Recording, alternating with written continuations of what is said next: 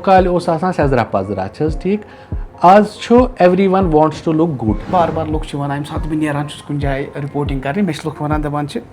अगर ऐ कुन सात डर्माटोलॉजिस्ट ओन पन्नस प्रोग्राम तमिस पृष्ठ क्वेश्चन दपतस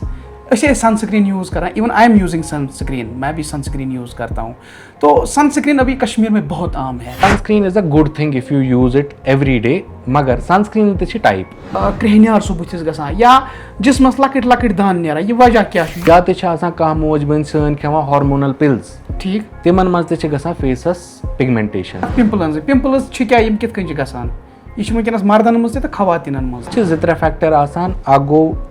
हार्मोनल फैक्टर्स गोड़े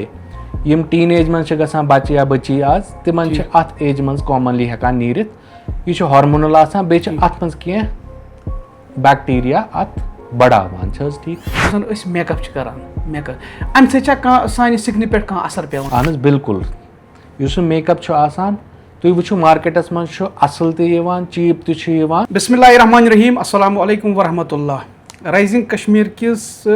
बेकिस अकिस पॉडकास्टस मज तुहद खैर मकदम बहुत उमर रैना तुम सारे पता पॉडकास्टस मज वादि कश्मीर मशहूर सन डॉक्टर साहिबान तिमन मदु करान अजकिस पॉडकास्टस मज कोर्मुत डॉक्टर साहब मदु यम जन षमि Hind doctor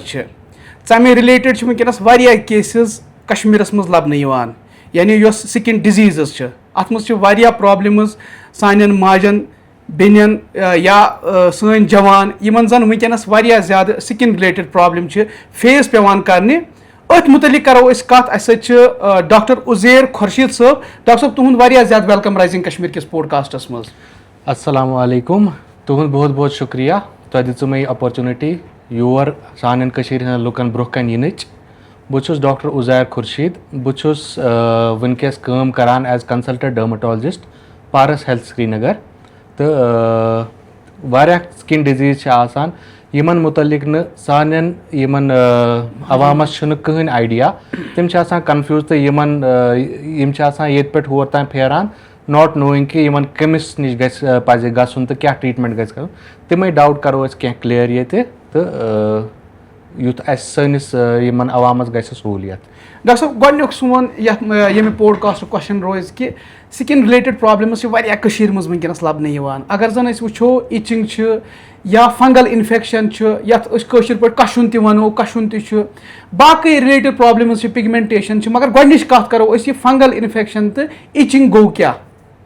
use fungal infection आसान यह कॉमन स्किन इन्फेक्शन साने कम्युनिटी मज लबन अत मज क्या गसान अत मज वो तुम यूजुअली आसान गोल रेड पैच बनान इन स्किनस पे युस सारी खुद कॉमनली इफेक्ट करान या थाइज करान ग्रोइज करान या बटक्स एरिया करान तथ पे लीजन्स वचन ठीक तो अमुक युस मेन कॉज आसान सह आसान फंगस युस स्किनस मज ग्रो गसान it is very slow to grow and it is very slow to go away अत मज कह चीज़ गसान अत मज रीजन्स यम सह बार बार वापस वारियन लुकन मज कि अक लट दवा खेवान Yemen recurrently fungal infection गसान Amik क्या रीजन्स सह गो अम गोड़े गसान कंसे दुकानदारस निश मेडिकल शॉप वालिस निश अस द्रामुत स्किन रैश अस दिहस दवा मगर उस स्किन रैश आसान अमिस पता आसान कहें यह यूजुअली तुलान तो दिवान ट्यूबा अमिस पाए स्पेसिफिक दवा कुस लगे अमिस पता ड्यूरेशन कत्या अमिस पता मथुन कित अमिस पता हाइजीन प्रैक्टिस क्या अमिस पेशेंटस थवनी तम क्या पेशेंट दवा मथान अगर कुन विज सही दवा तम ड्यूरेशन कम आसान रिजल्ट गसान कि अमिस रेजिस्टेंट फंगल इन्फेक्शन बनान ठीक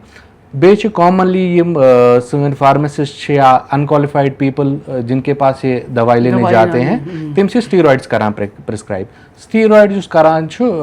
यूज करान अमिस कह टाइमस खतरे इन्फेक्शन अम इन्फ्लेमेशन कम गसान मगर अम पत् ज्यादा गसान ठीक मतलब what is the difference between steroid and जो आम यहाँ पे ऑइंटमेंट यूज करते हैं स्टेरॉइड और इसमें क्या कुछ फ़र्क है और स्टेरॉइड ही क्यों ये प्रेफर करते हैं चाहे केमिस्ट वाले हैं या दीगर देखिए स्टेरॉइड ड्रग्स जो होते हैं वो आपके स्किन की एलर्जी को या इन्फ्लेमेशन को जो रेड होता है ना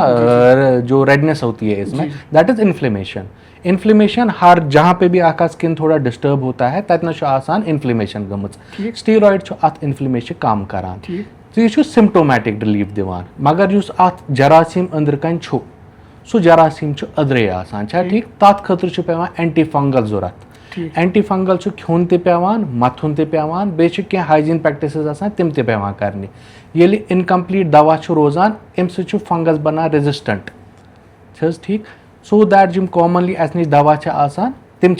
पे काम करान कहें युस जन ये steroid drug ointment is it harmful for body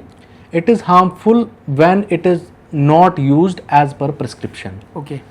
ठीक अगर ये लॉन्ग टर्म यूज करो यह स्किन थिनिंग करान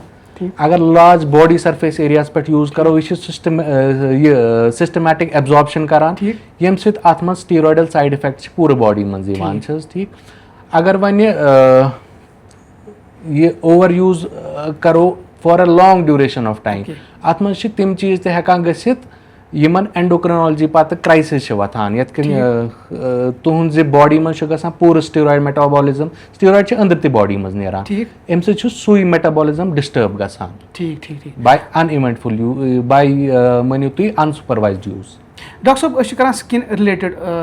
जन प्रॉब्लम्स वनस मेन चीज़ वो मे आम वनस सो गई सोराइसिस येमुक नाव ना ब्रोह काल जुही हमने कभी सुना नहीं था कि सोराइसिस है क्या, ये ठीक क्यों नहीं हो रहा है। तो अब हम यहाँ पे देखते हैं कि जो सोराइसिस है सो वारिया ज़्यादा आम, ख़ास तौर पर जो ख़वातीन हैं, जो लड़कियाँ हैं, उनमें देखा जाता है। ये सोराइसिस है क्या, कैसे हो जाता है? सोरियासिस एक स्किन की अच्छा बना इन्फ्लेमेटरी डिजीज़,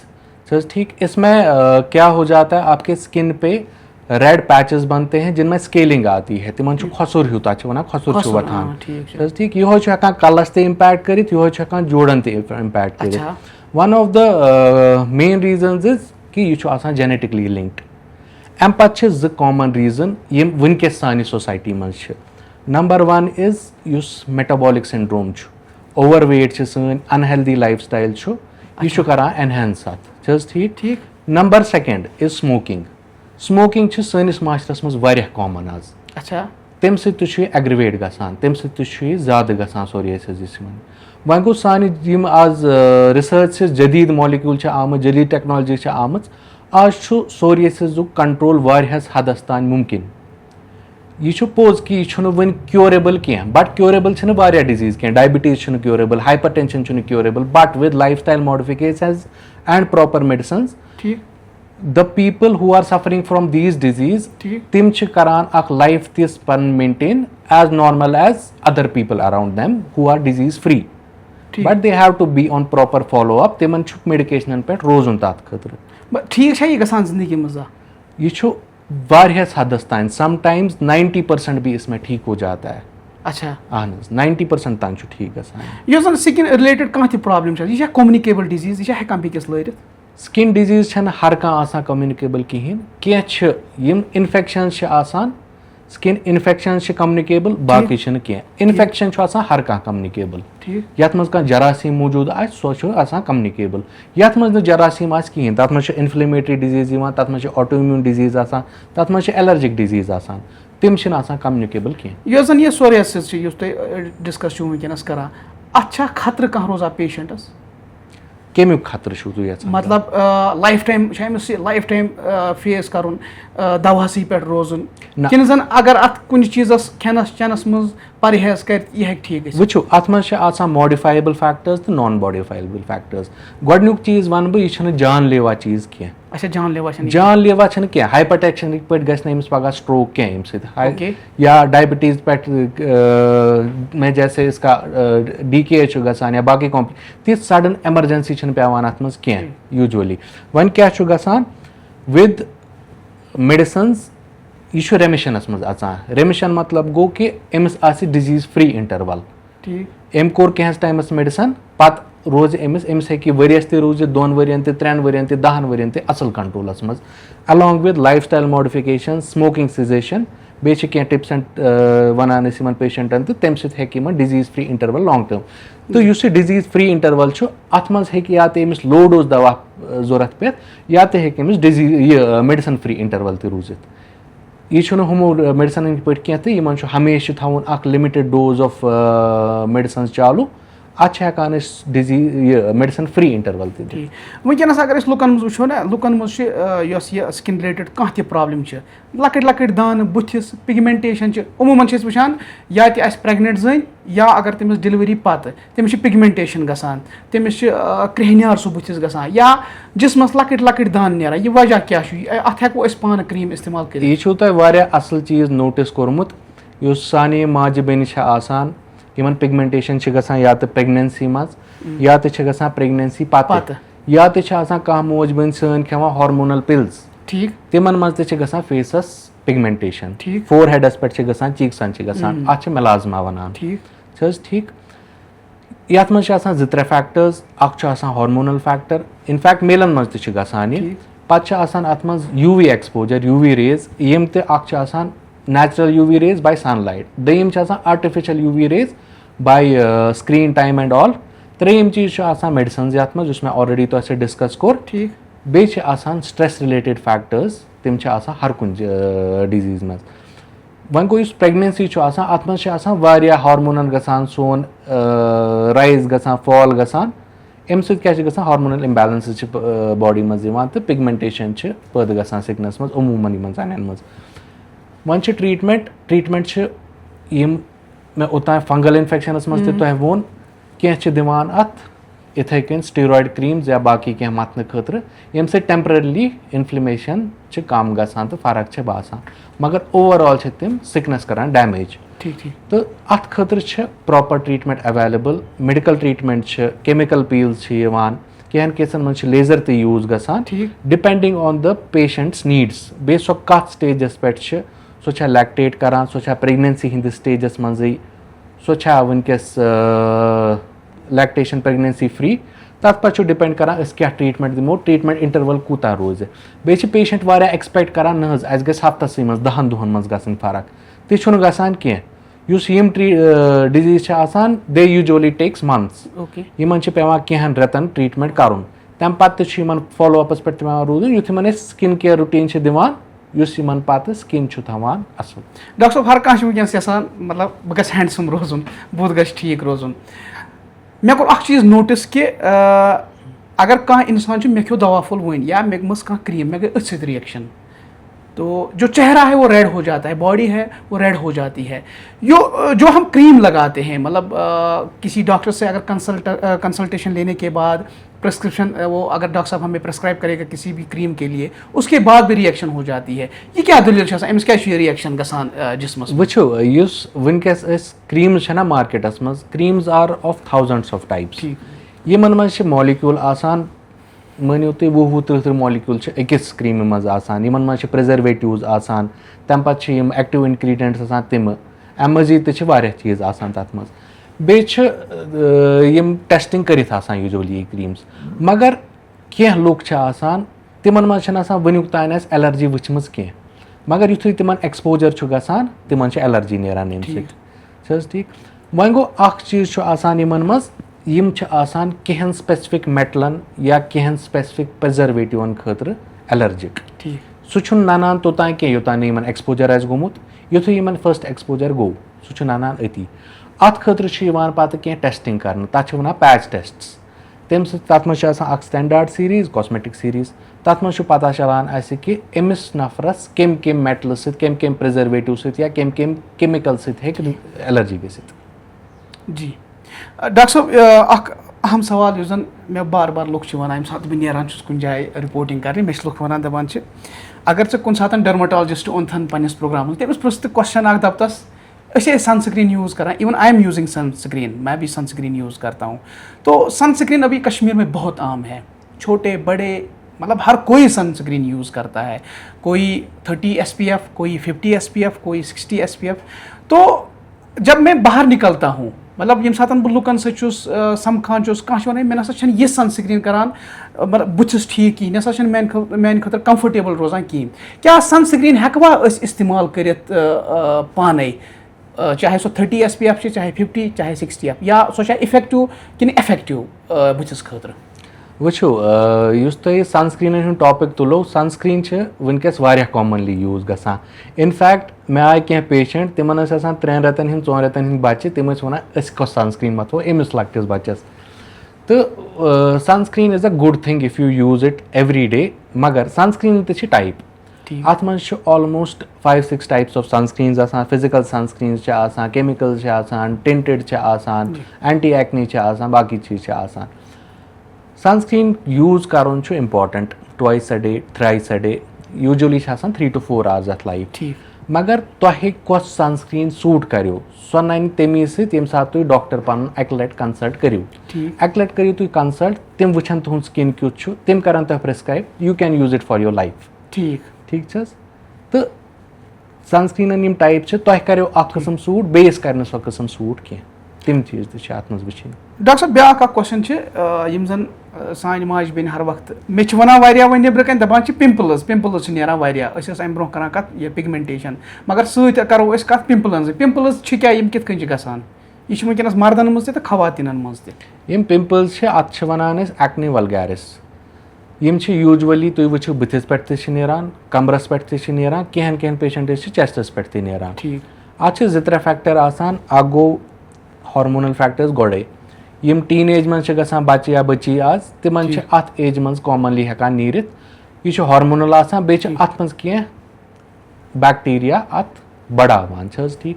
दोयम चीज क्रॉनिक स्ट्रेस अगर यमिस स्ट्रेस रोजान कंटिन्यूसली बच्चन या बड़िस स्लीप ठीक कहें डाइटरी इनटेक अत मज जंक फूड तम चीज यम एग्रीवेट करान तम पे कॉमनली सान फीमेलन मज चीज दैट इज PCOD यथ पॉलिसिस्टिक ओवरियन डिजीज वन सह कॉमन तम सत्यान एक्नी हेयर फॉल यम चीज इनक्रीज गसान तम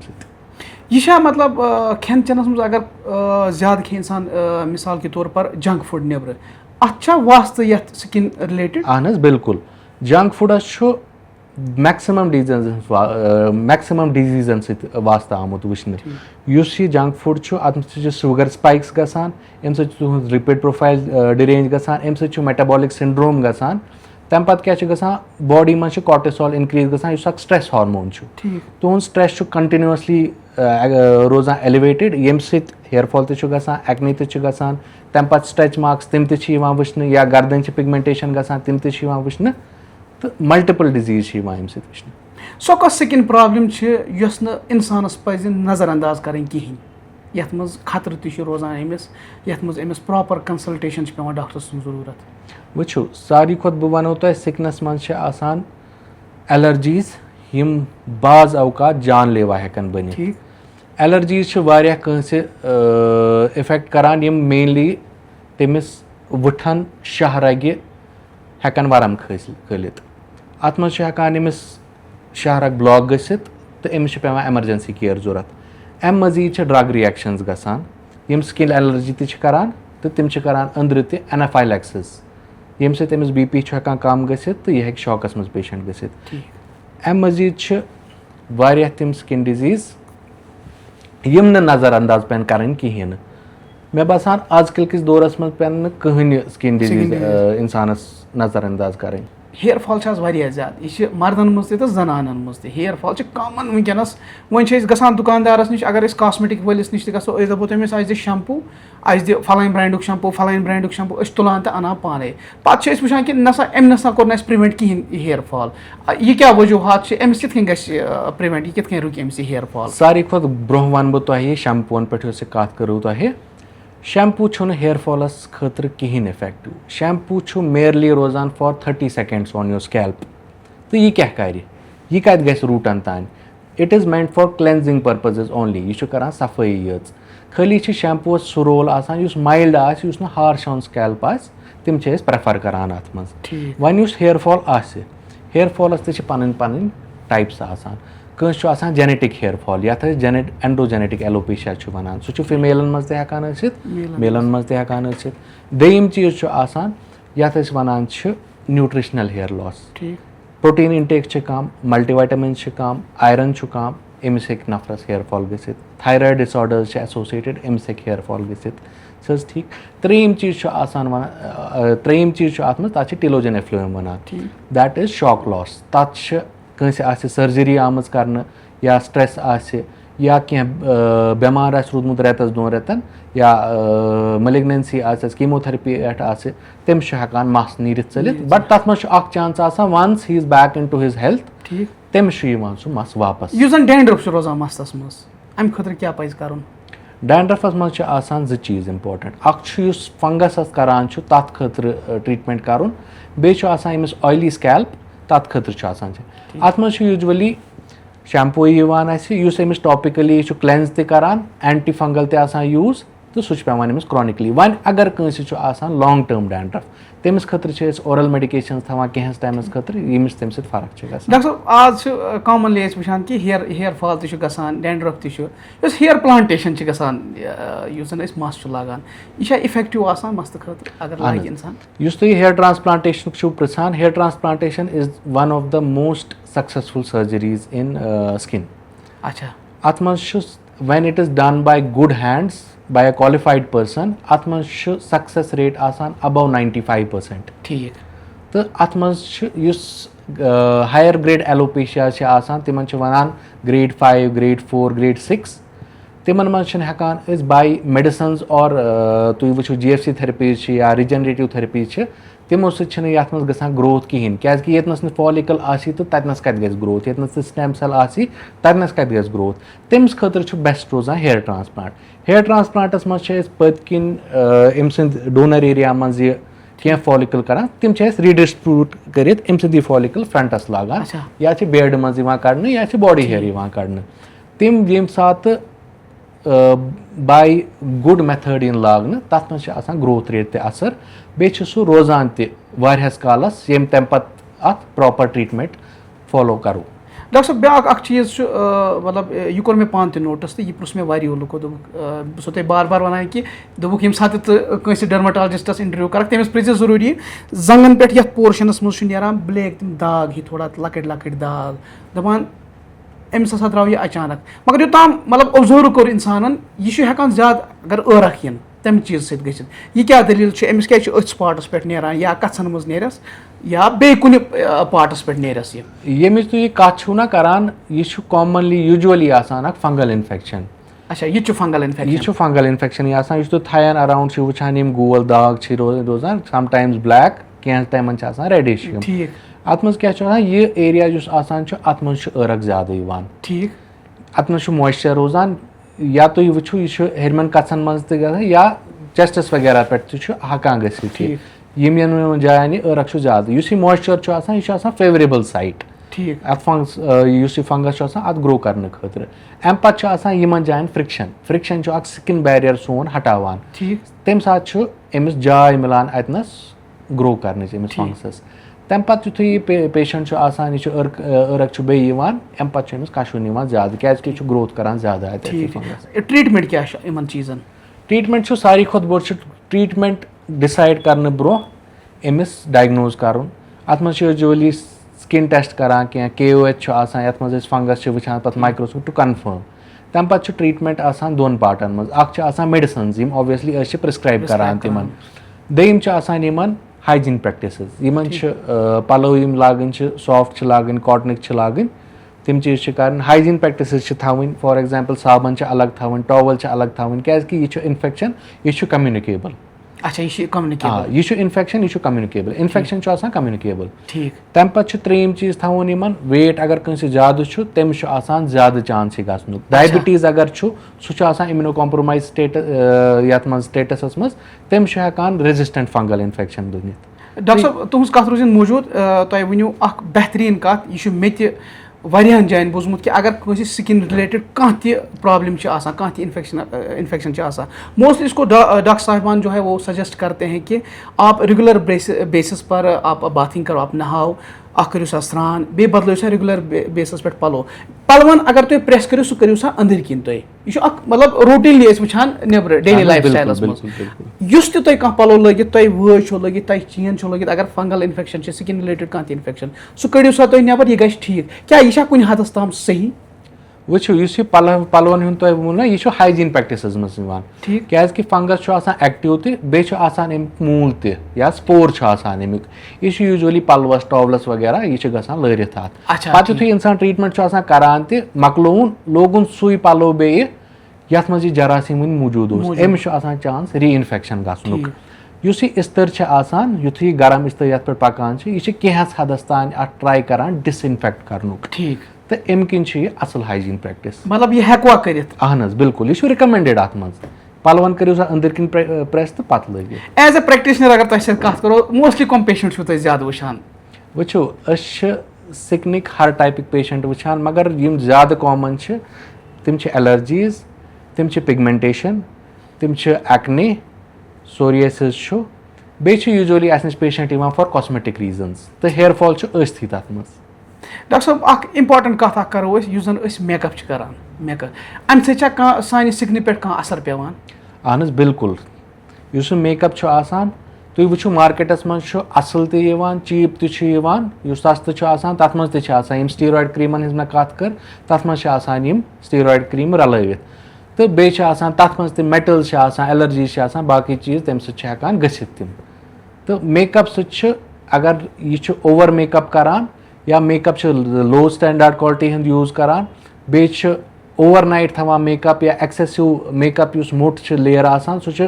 पोर्स तुहद स्किन क्लॉग करान तम सम पगह एक्ने गसित तम अनइवन स्किन टोन गसित तम सम रिपेयर गसनस मज स्किनस प्रॉब्लम गसित यम साथ सनस्क्रीन कत करान दोहरो बे सो कत पुरान सन लुक तम सनस्क्रीन यूज करान मगर वनकस अमूमन वो सारी सनस्क्रीन यूज इवन मे वो गो बहुत पान तरान सनस्क्रीन यूज यह क्या मतलब ब्रोह काल क्या तो वनकस क्या तुम क्या बसान चेंजेस वनकस आम वो ब्रोह काल सजरा पजरा ठीक आज everyone wants to look good अगर अस वो सनस्क्रीन दवा कह यह प्रिवेंशन फ्रॉम एजिंग मेनली यह ना अमुक रोल दैट इज अस यूज करान it as protection from UV rays यमो लॉन्ग टर्म फोटो डैमेज गसान फोटो डैमेज तुम वुचान पे पिगमेंटेशन गसान रिंकल्स इनक्रीज गसान या इंसानस स्किन बासान सह एजिंग गमच हुत कन कह लुक तिमन मैटर करान यम चीज कहें आजकल everybody wants to look good on camera everybody wants to look good in day to day life तम चीज प्रिवेंट करने खतर सनस्क्रीन हेल्पफुल डॉक्टर साहब चीज़ पो तुम जन सोन बुत अमूमन वो गसान गई रैशेस गई ऑलरेडी तम पे नम गेन हिच गसान बुथिस यह एज समिस स्किन प्रॉब्लम यह गेन गसान बुथिस विद एज यम रिंकल्स आसान ठीक अत एजिंग त रीजन अत फोटो डैमेज त रीजन बे अंदर इंसानस न्यूट्रिशन क्युत क्या तुम वो 30 पे गसान इंसानस प्रोटीन लॉस बॉडी मज with every year you lose 1% of your protein तो स्किनस थिन लेयर ऑफ प्रोटीन युथ अत प्रोटीन गसान मनियो तुम कम अत मज रिंकलिंग गसान स्टार्ट स्किनस मज सू गसान एज तुम फोरहेड रिंकल्स या योर तह क्रोज फीट या अंडर आई रिंकल्स तो यह प्रेजेंट करान एज दैट ओनली मोस्टली तुम ऑब्जर्व कर्मुत वारियान जायन कि नमन अछन यपर रोजान थोड़ा क्रिहनार हूँ यह लगभग वुचान स्किन सी मज तो यह क्या यह कम गसान तो अत क्या ट्रीटमेंट डार्क सर्कल्स यहज कत तुम करान यमन सारनी डिजीजन वजूहत यमन अगर लेट नाइट तान इंसान हुशार स्क्रीन टाइम ज्यादा तम सह डार्क सर्कल्स बढ़ित हाइड्रेशन कम अमिस बच्चस या बच्ची तम सकान गसित तम पे डाइटस पे कर बेनस कत प्रोटीन कम निवान अमिस प्रोटीन लॉस ये ऑलरेडी थिन लेयर आसान स्किन प्रोटीन लॉस गसान तो अतनस संकन आइज बासान यम चीज गसान जेनेटिक फैक्टर्स ते अत मज involve. Thank you so much doctor साहब हमारे इस बेहतरीन पॉडकास्ट में हमारे व्यूवर्स के साथ बात करने के लिए। ये हमारे साथ डॉक्टर उज़ैर खुर्शीद साहब थे जो कि सीनियर कंसल्टेंट डर्माटोलॉजिस्ट पारस हॉस्पिटल श्रीनगर में अपनी जो खिदमात है वो अंजाम देते हैं, और इन्होंने आज क्या कुछ बताया स्किन रिलेटेड के प्रॉब्लम्स जो यहाँ पर कॉमनली इस वक्त देखे जा रहे हैं। इनका ये कहना है कि without any consultation, without any जो कंसर्न डॉक्टर होंगे हर एक बीमारी के उसके प्रेस्क्रिप्शन के बगैर आप अपने आप पे कोई भी ट्रीटमेंट ना करें। उम्मीद है कि आपको हमारा आज का प्रोग्राम बहुत बहुत ज्यादा पसंद आ जाएगा और आगे भी आप हमें इसी तरह से फॉलो करते रहोगे। आपका बहुत बहुत शुक्रिया हमारे साथ जुड़ने के लिए।